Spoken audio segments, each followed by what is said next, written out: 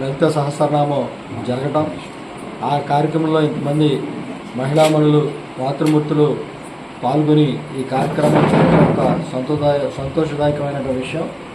ముఖ్యంగా ఈ లలిత సహస్రనామం చదవటం మూలంగా విష్ణు సహస్రం లలిత సహస్రం రెండు చేస్తున్నాగా మూడు చేస్తున్నాం. విష్ణు సహస్రనామం రెండు చేయటం మూలంగా మరి హిందూతత్వం ఏదైతే ఉందో హిందూతత్వాన్ని పెంచేటువంటి ఐక్యతా రాగాన్ని, మరి హిందువుల ఐక్యతా భావాన్ని పెంచేటువంటి గుణాలతో పాటు ఆరోగ్య, ఐశ్వర్య, అలాగే సుమంగళంగా ఉండేటువంటి గుణాలు అన్నీ కూడా హిందూ తత్వంలో చెప్పబడింది.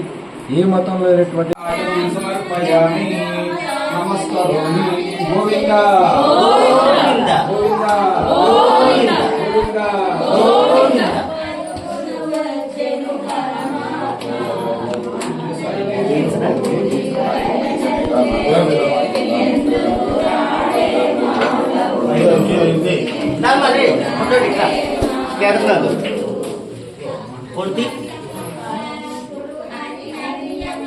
వచ్చేది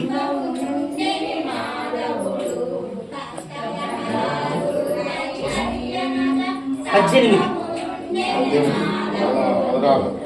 అనురాధ అమ్మ మీకు రాలేదు, ఇప్పుడే వస్తాం. అదే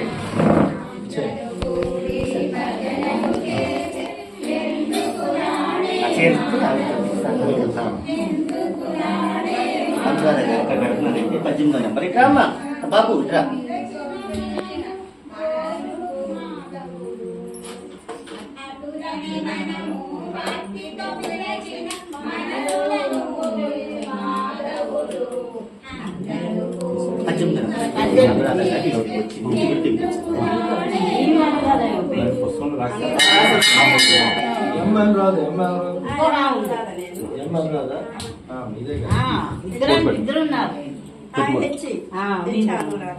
కొట్టు పెట్టుకోండి, ఆవిడ కొట్టు పెట్టండి. సుమంగళేర్యమ్మ దేవరమాగ్మేద పశ్యదా సౌభాగ్యమస్మి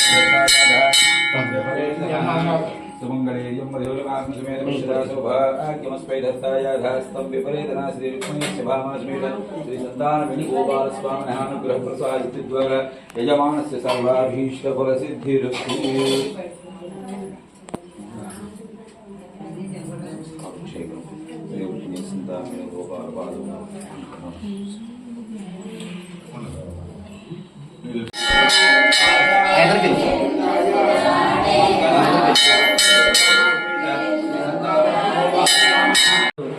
జిల్లా అధ్యక్షులు, విశ్వ హిందూ పరిషత్ అధ్యక్షులు ఈ కార్యక్రమాన్ని ప్రతి బుధవారం పెట్టమని, ఆ కార్యక్రమంలో భాగంగానే ఎవరైతే ఈ కార్యక్రమంలో పాల్గొంటారో వాళ్ళకి ప్రార్థించి ఒక మరి వస్త్రాన్ని అంటే చీరను బహుకరించడం జరుగుతుంది.